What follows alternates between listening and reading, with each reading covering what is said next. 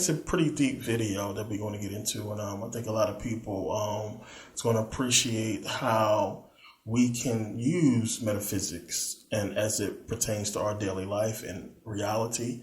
Physicists, scientists, people in philosophy do this all the time. They contemplate existence. Now, when you look into metaphysics, meta is basically the Greek word for beyond or after. So we have basically after physics or beyond physics. So this is basically philosophy 101. Now, the thing is, as I talked about before, the ancients, they looked out into space and they pondered existence. This is what philosophy is really about, just pondering existence and everything. So they pondered existence and they came to the conclusion that there is no such thing as non-existence, that existence has always existed, as I talked about before. Now, the thing is, when you ask people, what do they think about non-existence? What is non-existence? And, most people won't have an answer for that. Most people think of non-existence as basically nothingness or nothing. But, the whole thing, what is nothingness? What is, nothing? And, when you open your eyes, when you got your eyes open, you look out into the world and you see material, you see things. And when you close your eyes, you see darkness, you see nothing. And most people will, point to the darkness of, nothingness and say this is nothing. Or the darkness when you close your eyes and say, well, nothingness is darkness. So we have to really realize that darkness is still something. Our brains can't really comprehend nothingness, especially while we are existing. So, your consciousness can't perceive nothing in a reality where you exist, because anything that you perceive is still actually going to be something, if you understand what I'm saying. But, getting back into the perception of nothingness, and philosophers have come to the conclusion that it is consciousness that basically is the reason why we can't perceive nothingness, as I explained. Because as long as there is a consciousness that exists that is trying to perceive nothingness, then whatever that consciousness perceives as nothingness is still something. If you really want to dig into it and think about it, nothingness would be not perceiving consciousness. That would be not perceiving nothingness, So nothingness would be not trying to perceive nothingness at all, to just do nothing. But you can't not perceive nothingness in a world or in an existence where you exist. So, it's really a mind, a mind job when you really get into nothingness. So they came to the conclusion that, as long as there's a consciousness to contemplate nothingness, then, there is no such thing as nothingness. Whatever that consciousness try to perceive is still something. But then this calls into question, existence itself, the perception of existence. Does existence exist because there is a consciousness to perceive it? Or is existence a prerequisite of consciousness? So, in philosophy, it's, existence is primary and consciousness is secondary. Why? And the whole thing is, you got to remember, what is consciousness? What does your consciousness do? It perceives. Consciousness perceives reality. It perceives the materials around you. So consciousness needs existence to exist in order to have something to perceive. So there can be really no consciousness without something existing for consciousness to perceive. So consciousness has to perceive something in order for itself to exist. And I understand it's going to get a little confusing. You might want to rewind and really think about it. But it's simple philosophy when you get into it. And, these things are really the building blocks for understanding life and reality. And when you understand these things, these are some of the things that's really going to help you in meditation, as far as understanding how the perception of reality works, understanding how consciousness works, as far as manifesting reality. And this is what we're going to get into later, when you understand how the powers that be are basically using our consciousness against us and getting us to perceive a reality that fits them and not us. So now we have existence, then we have consciousness. What are we missing? We are missing energy and then matter. So now, a lot of times we always say that we are really energetic beings. That a lot of people, when they think about the soul or the spirit, they think about, this energetic body or this spirit body. But when you really examine it, we are not really energetic beings. We are conscious beings. It is consciousness that brings about energy. So there's a conscious thought before you react, before you make a move. You have consciousness first, and then movement. We call it thought. So there's a thought first, and then there's actual physical movement. But, that is really consciousness making the conscious move, or your subconscious that triggers a reaction, or, we call it a reaction or a reflex when we move and we're not consciously trying to move. Somebody throws something at you, your subconscious will try to block it or catch it. So that's a conscious thought that happens first, and then there's actual energy that causes movement. Now, remember, in a DVD I put out on meditation, we talked about this. When a person is stimulated sexually, what happens? There's a thought first. And from the thought, you have electrical signals that basically reaches the hippocampus and travels down the choroid plexus, those little fibers that's on the hippocampus, down to the fornix. And it's the fornix that sends the energy down your spine to the sacral nerve. And it's from the sacral nerve that you get stimulation, and it causes you to become aroused. So you have consciousness first, then energy, which powers movement. So basically, energy is basically used by consciousness. And consciousness uses energy to basically interact with the physical world, to interact with reality. So they kind of go hand in hand, consciousness and energy, except for it's consciousness that's in control. So there's energy flowing throughout our brain and throughout our body. Our brains is basically like a complex computer, which is where they model computers after. They model them after our brain, as I explained before. Now, neuroscientists still are not 100% clear on how the brain works or how our brain processes thought. Now, we can see from everything we just talked about how thought is powerful, and thought is causing this energy to react to our body and cause movement. So making thought really powerful. So you have a thought, and then you have energy. So our thoughts are producing energy that is causing our bodies to move. And neuroscientists understand this, and they understand that process is something powerful that needs to be researched, but they are still not 100% clear on how our brain processes thought. So this is an article from a neuroscientist that I'm going to read that's basically getting into how our brain processes thought and what happens when thoughts are being processed. Now it says, the brain is a multi-layered ecosystem of hierarchically organized neurons, circuits, networks, and brain areas. The neurons emit pulses called spikes that last about 1 millisecond. Each neuron fires on the order of 10 times per second. These neural spike signals circulate throughout the brain in complex flows and interact with other signal patterns and channels through extensive multi-layered feedback loops and synchronized oscillating firing patterns. This is all egghead talk. Thinking is still poorly understood, but involves interactions between signaling pathways that are carrying information about the world and neurons that are representing information in working memory. The neural circuits representing working memory seems to do so via sustained firing until they are deactivated. Decision-making appears to be a winner-takes-all process in which many different neuron clusters representing alternate action choices compete by inhabiting each other.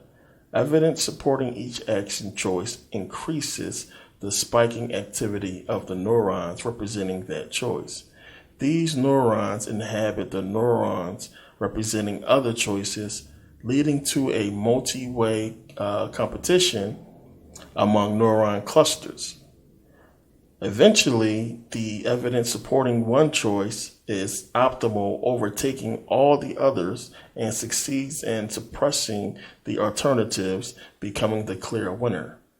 Once one hypothesis or choice begins to take over others, the activated neuron clusters, called a cell assembly, sets into motion the process of action and motor control that produces a behavior of some sort, such as announcing a decision or acting.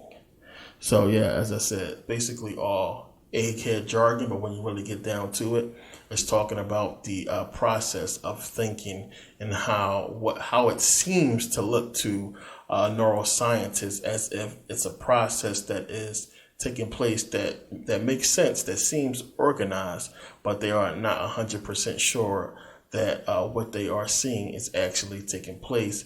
But it is something that is still an ongoing process. But I mean, when you really get into how powerful thought must be and how complex it must be, I mean, the fact that they can even, break it down to this point to where we can kind of sort of perceive and understand it, is still amazing. So they really don't know what to tell us about how the brain works and how the brain processes thought.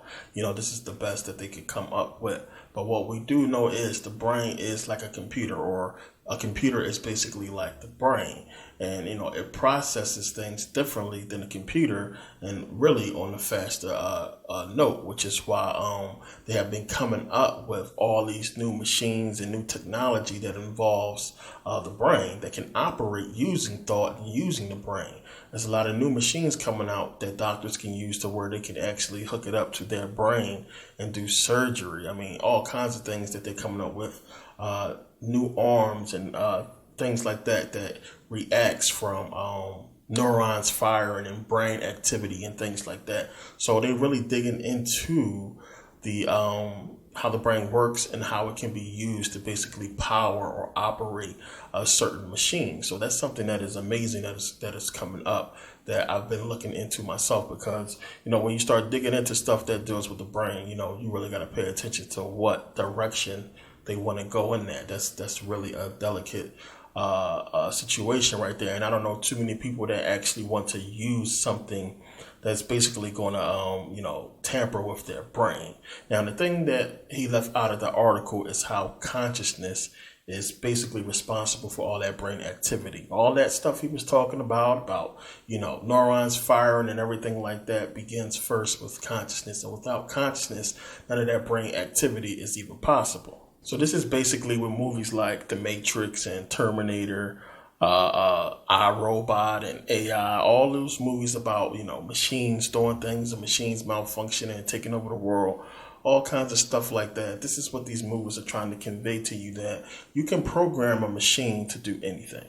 You can program a machine to do a lot of stuff. But if something happens, the machine does not have consciousness to repair it, to fix it, to really take over and inject rational thought into these machines and to get them to interact with reality. So since consciousness deals with reality and the things around you, you can only program a machine to deal with the programming. So, machines operate off programming and variables, things like that. Whereas consciousness, we can adapt and we can act accordingly based on, our reality and our surroundings. So when you look at a lot of these movies where you have, robots deciding that humans are a danger to themselves, they don't understand how reality works and how, our consciousness can deal with the reality that we live in, because we basically created it. So machines can do a lot.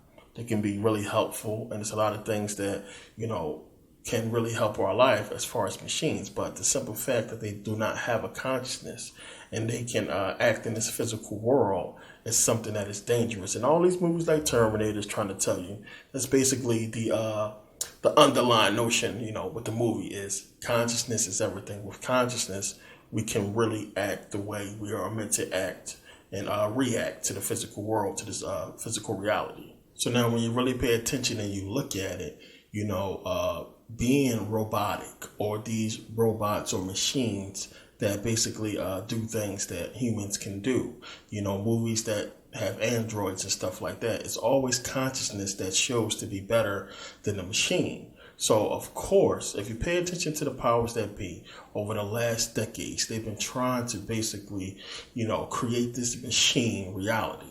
So you have this machine reality where we are basically dumbed down and basically controlled, by schedule, by programming.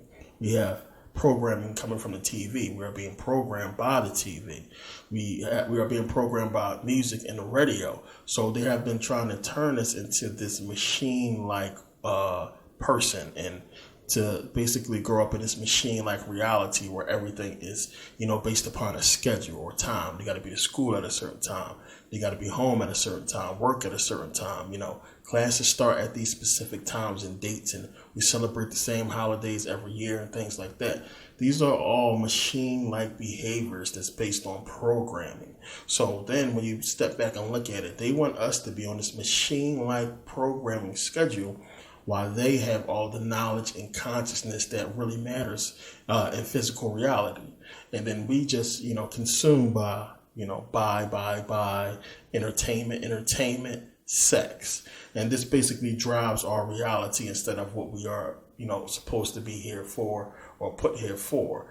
Meanwhile, they get to control all that knowledge and control the power or the consciousness that really runs the reality, which is basically us. So when you really pay attention, they are using our consciousness to shape our reality and at the same time turning us into these robotic-like, people that is not really interacting and reacting with real reality. And that's deep, and it's really deeper than people understand. But when you really look at it, we are interacting with this phony reality. It's made up. We made it up. They put the information in us to make it up. And it's basically based off nothing. If you strip away everything, all the components. And in quantum physics, they have this thing when they believe that consciousness basically created all matter. This is in quantum physics. So if you strip down this computer down to every single component, you will realize that every component in this computer had to be thought of first before it was created. And that's just a common sense thing that, of course, you take every piece of material possession that we own on this planet, it had to be thought of first and created by man. So easily, consciousness created all material things. That's just easy. You strip it all away, you get down to nature. So now you can see why, people are trying to get back to nature, because nature is basically really real reality. Everything else is things that we created to basically, really not deal with reality in nature. It is unnatural. And this is where they want us to be and what they want us to be dealing with. Tesla always talked about it. A perfect balance would be a balance between nature and science, nature and consciousness. And we don't have a perfect balance. We have, we are consumed by material. And this is stuff that we really get into in philosophy and metaphysics of how much everything is driven by a materialistic, this materialistic world. And a lot of people really just think like, material is everything. Or I don't want to be without my computer. I don't want to be without, my phone or what have you. But you got to understand that there can be a balance to where we can have computers and the internet and stuff that we really like and need, but still maintain this balance with nature. The powers that be are trying to make it completely material, completely computer-like, and take away nature to where they're going to be the only ones who control it. They are going to be the only ones who benefit from the true power, which is consciousness and using consciousness along with nature. So now you got to understand, this is what these people operate on. They operate on consciousness, not their consciousness, our consciousness. If you understand that consciousness creates matter, creates material, then you understand how you can manipulate consciousness to create what you want. I mean, it's real easy when you think about it. I mean, even to give you an example, if you wanted to create, let's say like a can opener. Remember, when they came out with cans, when they started canning food and canning things, remember they gave you that primitive can opener with the little curve on it. This is what people was using for a long time. Now understand, as so many people started to have cans and collect canned goods and canned foods, you have now a large group of people or a large consciousness that is dealing with cans. So what happened over time? We went from that little can opener to the can opener with double sides, to the can opener that was like, you know, the twisting one, to electrical can openers. And now basically today we have dozens of can openers, because it was a huge consciousness that basically was dealing with cans. Now, if you look at it, if it was only 3 people that had to deal with cans in that first primitive can opener, how many can openers do you think we have today? We wouldn't have dozens of can openers. We probably still have the same one, because it worked. So as long as it wasn't really a big burden on their life and they can really open a can with it, it wasn't really a problem. So, you know, the more people that you are affecting with the problem, the more reaction, or the correct reaction that you want, you will receive. And this is basically what they do. They present a problem, we react, and they give us the solution, which is what they really started the problem for in the first place. So we have problem, reaction, solution. Y'all heard about this before. So think about it. If you really want to affect the masses, you have to figure out a way to reach everybody. So again, television, radio. Television and radio have been the downfall of America. It will be the downfall of America. And it will cause, you know, this World War III and a whole new world order. All this, you know, stuff that we're talking about, prophecy or what have you, whatever you want to call it, is going to be because of television and radio and now the internet. This is what's going to bring it about, because now, just using the whole scenario I just gave you, they have access to the minds and masses of almost the entire planet, and it can affect us. As I talked about in the Voodoo DVD, how they can really affect us using the television and everything to get the kind of reaction that they want, to shape the reality that they want. So again, if you look at it, 3 people with a can, you're probably not going to get an invention for a can opener. But the more people, the more conscious minds are focused on this can and using these cans, eventually somebody's going to come up with a different model, and so on and so forth. It's the same thing.